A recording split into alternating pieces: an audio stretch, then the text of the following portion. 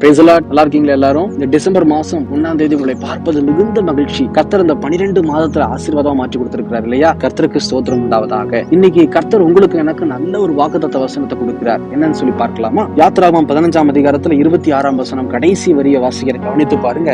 நானே உன் பரிகாரியாகிய கர்த்தர். இன்னைக்கு உங்களை என்னை பார்த்து ஆண்டவர் சொல்றார், என் மகனே, என் மகளே, நான் தான் உனக்கு பரிகாரி. இன்னைக்கு நிறைய மாற்றத்துக்காக நம்ம எதிர்பார்த்துட்டு இருக்கோம் இல்லையா? ஆண்டவரே, நீர் எனக்கு தந்த பிசினஸ்ல, வேலையில, ஊழிய பாதையில, என்னுடைய சொந்த வாழ்வில எனக்கு ஒரு மாற்றம் உண்டாகணும் ஆண்டவரே, அப்படியே இருக்கு அப்படின்னு சொல்லி காத்திருக்கிறீங்களா? ஆண்டவர் உங்களுக்கு சொல்றாரு, இந்த மாற்றத்தை உண்டாக்குவதற்கு நான் தான் பரிகாரி. ஏன்னா இந்த பரிகாரி ஏன் இயேசுவை நாம் சொல்லுகிறோம் அப்படின்னா, இந்த இயேசு கிறிஸ்து மாத்திரம் தான் உங்களுக்கு எனக்காக ரத்தம் சிந்தி இருக்கிறார். வேற யாரும் ரத்தம் சிந்தல. மரணத்தை ருசி பார்த்து 3ஆம் நாள் உயிரோடு எழும்பி இருக்கிறார் இந்த இயேசு கிறிஸ்து, நம்ம கூட இருக்கிறார்.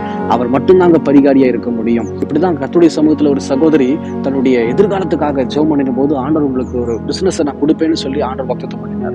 அந்த பிசினஸ் ஆண்டவர் அந்த மகளுக்கு கொடுத்து எல்லா தேவைகளையும் சிந்தித்து ஆசீர்வாதமாய் மாற்றினார். ஒரு நாள் ஒரு சின்ன குறைவு அந்த பிசினஸ்ல வரும்போது தேவ சமூகத்துல அவங்க சிம்பிளா என்ன செய்யறாங்க, ஜெபம் பண்ணி எழுதி வைத்து ஜெபிக்க ஆரம்பித்தாங்க. கர்த்தாவே, நீர் தான் கொடுக்கணும், நீர் தான் பரிகாரி, நீர் தான் ஆசீர்வதிக்கணும்.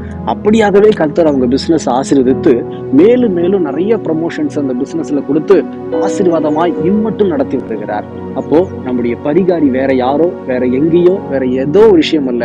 இயேசு கிறிஸ்து மட்டும்தான் நமக்கு பரிகாரி. இந்த மாதம் முழுவதும் வருகிற எல்லா நாட்களும், இனி வரக்கூடிய நாட்கள் அவர் மட்டும்தான் பரிகாரி. உள்ளத்தின் ஆழத்துல விசுவாசத்தோடு ஜெபம் பண்ணுங்க. இந்த வீடியோ தொடர்ச்சி பாருங்க.